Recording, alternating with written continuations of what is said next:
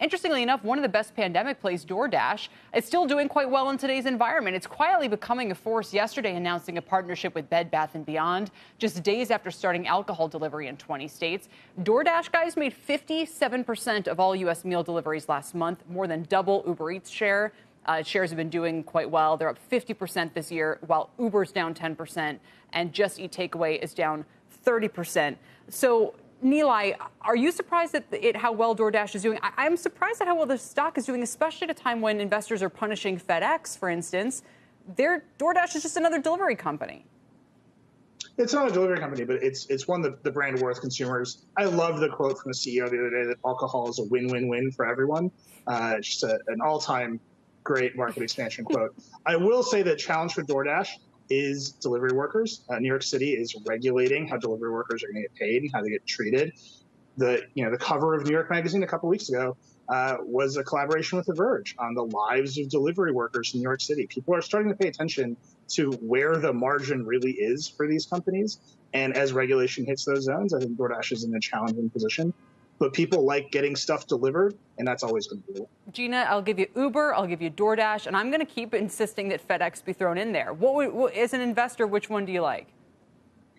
Look, I like FedEx of those three, without a doubt. I think Uber and DoorDash actually face that gig worker issue. And, the margins are extraordinarily thin. Uber, was losing money on every single piece of volume. And DoorDash isn't exactly swimming in margins either. And so the regulation on gig workers is important, and the valuation does not reflect that risk.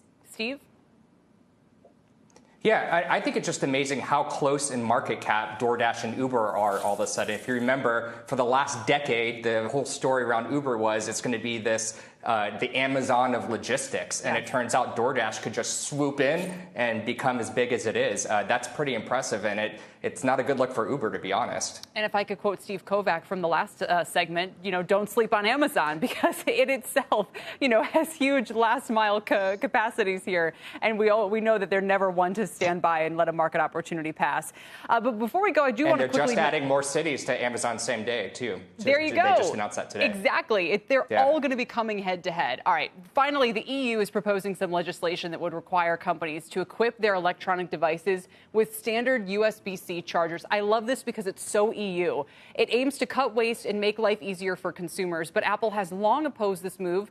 Most of its devices feature these Lightning connectors. Apple released a statement saying, in part, we remain concerned that strict regulation mandating just one type of connector stifles innovation rather than encouraging it, which in turn will harm consumers in Europe and around the world. Gina, I mean, it is very frustrating to have to constantly update your little cords, and we all have cables all over the place. Does the EU have it right here, or will this really stifle innovation? I side with the EU on this one. I think it is just such a pain to have to and I travel so much, and every time I have to refresh my entire travel bag of cords is ridiculous. I think the EU has it right, and Apple is just whining. Steve, we might now need more cords to travel if there's going to be one standard in the EU, and then, how's this going to play out? That's right. And it's just kind of interesting for all, as anti-consumer as it might be, for Apple not to include things like the wall plug with their iPhones anymore. It also feels a little weird for the EU to legislate tech down to what kind of ports can be on the phone. At the same time, and I know Nilay is going to back me up on this, it's very clear Apple is moving towards portless devices, meaning all wireless charging. So this might not even be an issue in 2 years if Apple actually has to face it. That's a great point. Maybe that's the way out of this, Nilay, because otherwise I'm expecting California and Massachusetts are probably upset they didn't come up with this first. Yeah, you're right. It's a perfect EU regulation, and it is the exact right move, right on the cusp of being totally irrelevant. And we'll see what Apple does. I think their statement about innovation and connectors is hilarious. Apple is the company that pushed USB-C in the beginning, and it has been mostly a consumer disaster. USB-C is very confusing to use. Lots of different substandards of USB-C, all with the same connector. So if Apple can actually simplify it, I buy it. But they're kind of the ones that created this whole mess to begin with.